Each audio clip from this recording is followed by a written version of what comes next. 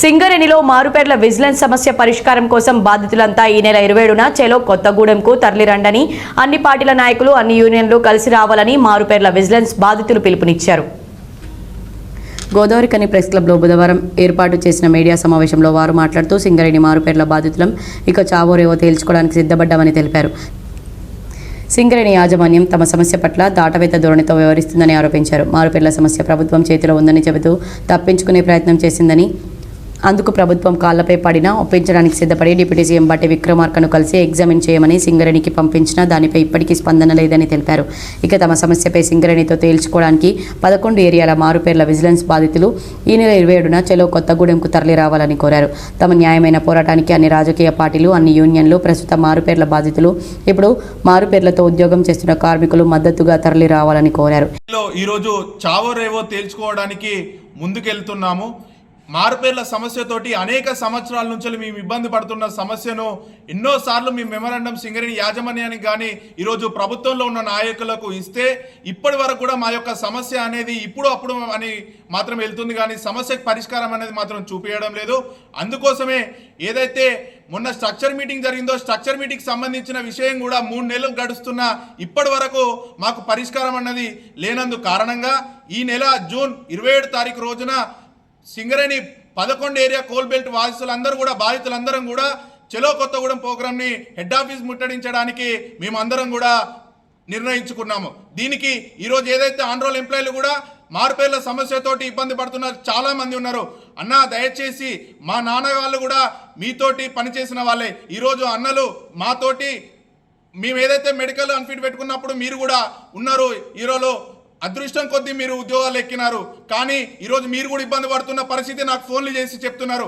దయచేసి అన్న మీరు కూడా ఒక అడుగు ముందుకేసి ఏదైతే చెలో కొత్తగూడెం ప్రోగ్రాం 27 తారీఖు రోజు జరుగుతుందో దానికి మీరు అందరూ కూడా వచ్చి దాన్ని విజయవంతం చేసుకొని సింగరేణి యాజమాన్యం మెడల్ని వంచుదామని చెప్పేసి ఈరోజు తెలియజేస్తున్నాం. చేసి సింగరేణిలో అన్ని యూనియన్లు కూడా మాకు మద్దతు ఇచ్చి ఏదైతే 27 తారీఖు రోజున జరుగుతుందో దానికి ఖచ్చితంగా మీరు మాకు మద్దతు ఇవ్వాలని చెప్పేసి మిమ్మల్ని కోరుతున్నాము. మొన్నటికి మొన్న ఏదైతే సింగరేణి యాజమాన్యం హెడ్ ఆఫీస్ మేము ముట్టడించినప్పుడు యాజమాన్యం తెలియజేసింది ఒకటే, మా దగ్గర ఏమి లేదు అని చెప్పేసి, ఏదున్నా ప్రభుత్వం దగ్గర ఉందని చెప్పిళ్ళు.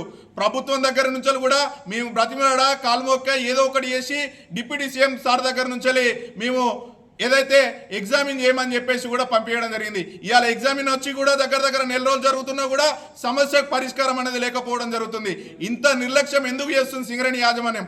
ఒకనాడు మా తండ్రులు పని చేసినప్పుడు వాళ్ళను దగ్గర తీసుకొని పని చేయించుకున్నారు కదా, ఈ రోజు ఎందుకు ఇబ్బంది పెడుతున్నారు? ప్రొడక్షన్ వచ్చింది కదా అని చెప్పేసి వదిలిపెడుతున్నారా? ఆ ప్రొడక్షన్ ఇవాళ ఏదైతే ప్రొడక్షన్ ఫైళ్ళనేమో టేబుల్ మీద పెట్టుకుంటున్నారో సమస్యలనేమో ఎక్కడో మూలకు డార్క్ రూమ్లో పెట్టేసి పనిచేస్తున్నారు. మీరు ఇలానే నిర్వహిస్తే ఖచ్చితంగా సింగరేణి హెడ్ ఆఫీస్ ముంగట ఎన్ని రోజులైనా కానీ మేము అక్కడ పడుకొని మన నిరసన చేసి మీరు అధికారులు అన్నటోళ్ళని ఇంటికి పోకుండా చేసే పరిస్థితి కూడా వస్తుంది. అయితే ఈ నెల 27 తారీఖు రోజు జరుగుతుందో ఖచ్చితంగా అన్ని యూనియన్లు మాకు మద్దతు ఇవ్వాలి. ఏదైతే ఇంకా ప్రాంతీయ పార్టీ కానీ ఈరోజు అన్ని సంఘాలు కానీ ఎవరైనా ఉన్నా కానీ మాకు 27 తారీఖు రోజున మద్దతు ఇవ్వాలని చెప్పేసి మీకు తెలియజేస్తున్నాను. ఈ నెల 27న చెలో కొత్తగూడెం మారుపేరు విజిలెన్స్ పెండింగ్ బాధితుల ధర్నాను విజయవంతం చేయాలని పత్రికా విలేకరుల సమక్షంలో తెలియడం జరుగుతుంది.